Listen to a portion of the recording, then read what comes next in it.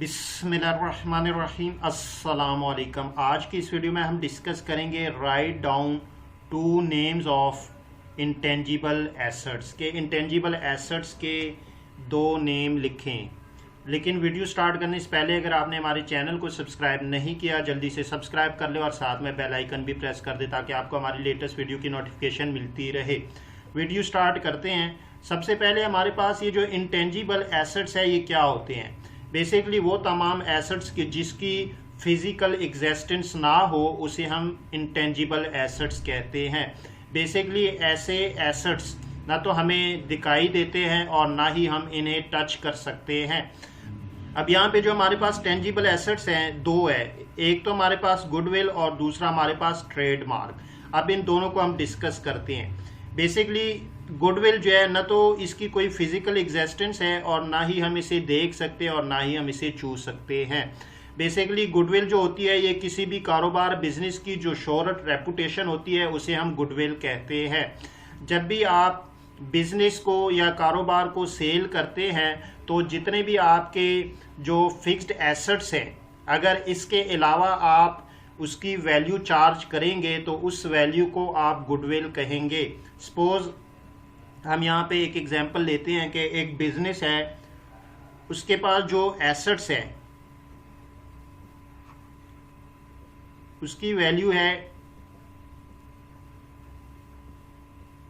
1 million 10 lakh रुपए। लेकिन अब वो अपने इस बिजनेस को कारोबार को सेल करना चाहता है और इसने जो प्राइस लगाई है वो है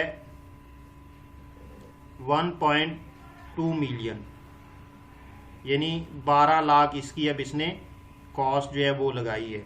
अब देखिए इसके पास जो एसेट्स हैं वो बेसिकली कितने हैं 10 लाख रुपए के और ये जो प्राइस इसने लगाई है इसकी वैल्यू वो लगाई है 12 लाख।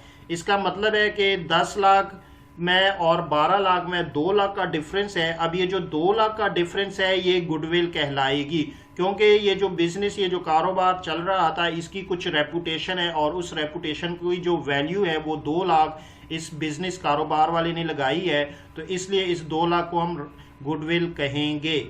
अब दूसरा हमारे पास है ट्रेडमार्क।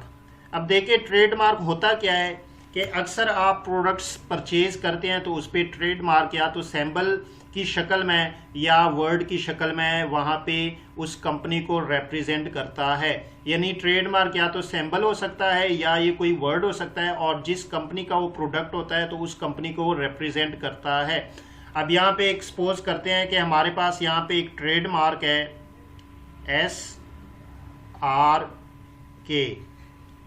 अब ये जिसका भी ट्रेडमार्क है, अब अगर आप इस ट्रेडमार्क को यूज़ करना चाहेंगे तो आप इसके ऑनर से परमिशन लेंगे।